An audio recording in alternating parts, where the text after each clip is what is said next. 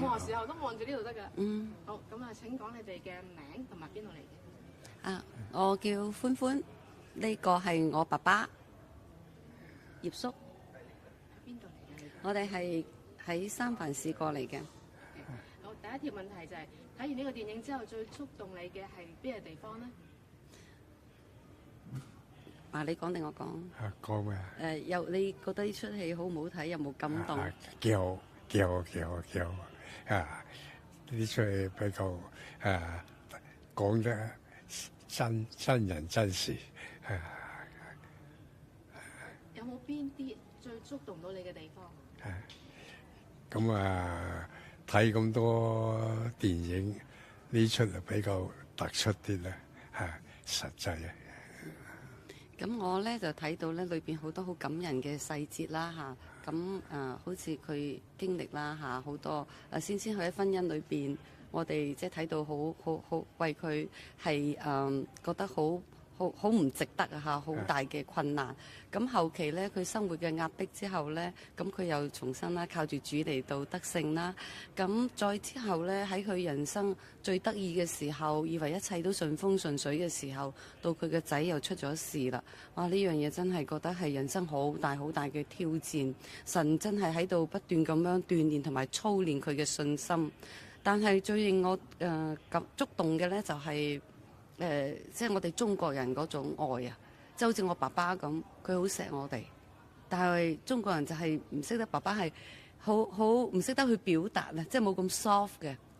咁我同我爸爸嘅關係都係差唔多。第二條，最讓你睇完電影之後令到你受到嘅啟發係啲乜嘢？等陣問呢一條問題之後，唔可以打斷你嚇。其實我可唔可以要爸爸嘗試講多少少㗎？可以。可以啊。但係你最中意邊一部分呢？呢出戲係啊，你最記得套片咧係邊部分啊？今晚睇呢出戲係嘛？第一出戲我最中意佢嚟講咧，就係信咗呢個神，咁個後代啊比較保持嗰隻性命咁。好，我哋而家問第二條問題啦。睇完個電影受到啲咩啟發啊？咁喺教育上比較好啦，睇咗。有冇有咩啟發？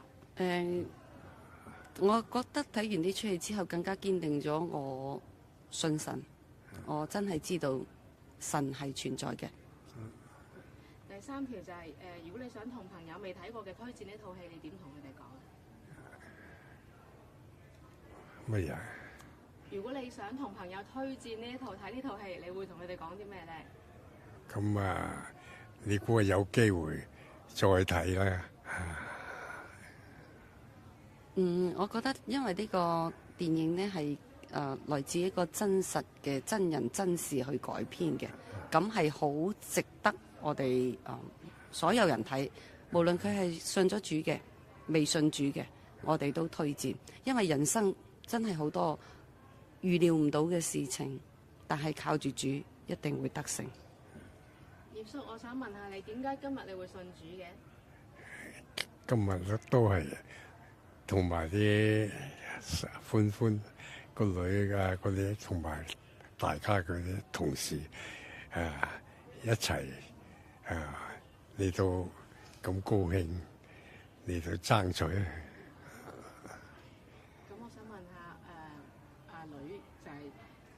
今日爸爸信咗主，你有咩嘅感想？好感恩啦，感恩啦，開心。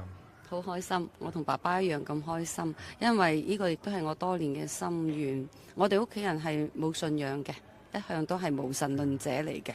咁我係家中嘅第一個基督徒，咁我都好想我爸爸成為一個基督徒，因為我信咗主之後嗰種平安、喜樂、滿足，係未信主嘅人係冇辦法理解到嘅。